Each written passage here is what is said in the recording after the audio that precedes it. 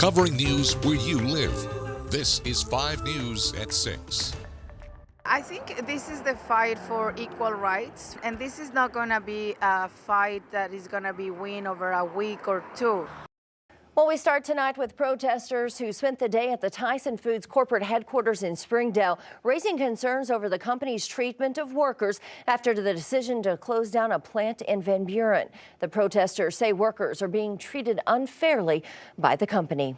Well, thank you for joining us here tonight. I'm Joe Ellison. Darren will be back on Monday. 5 News reporter Jose Carranza has been in Springdale following this story all day. He joins us now with the very latest. Jose.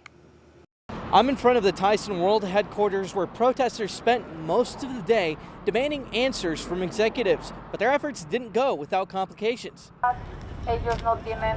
On Friday morning, protesters gathered at the Randall Tyson Sports Complex. The group traveled from Van Buren. They were not given answers on the better and safe working conditions. Their closure was announced last month, impacting 900 workers, but the workers protesting today say they want the same treatment as those at the corporate office, including full accountability for workers' comp claims and fair working conditions. Tyson doesn't report injuries, and so that makes it very hard for workers to file workers' comp cases.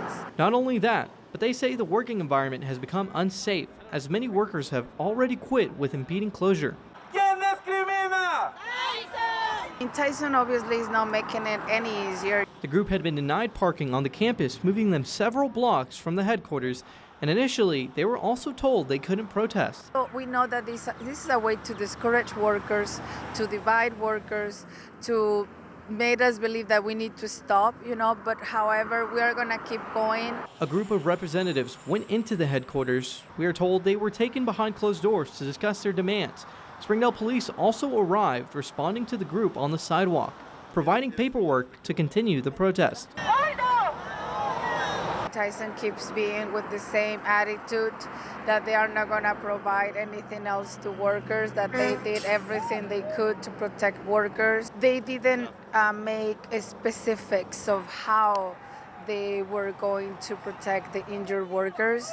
As the group was brought together and their banners finally flew, organizers say they haven't won, but the fight isn't done. And this is ultimately the message that we want to send to all the workers in Arkansas and across the country, that they should be able to exercise the right and to stand up for their dignity.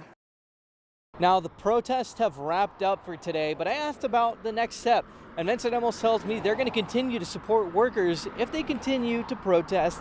Now, they're going to gather up to make that decision, but protesters here today already tell me that they're going to continue next week. In Springdale, covering news where you live.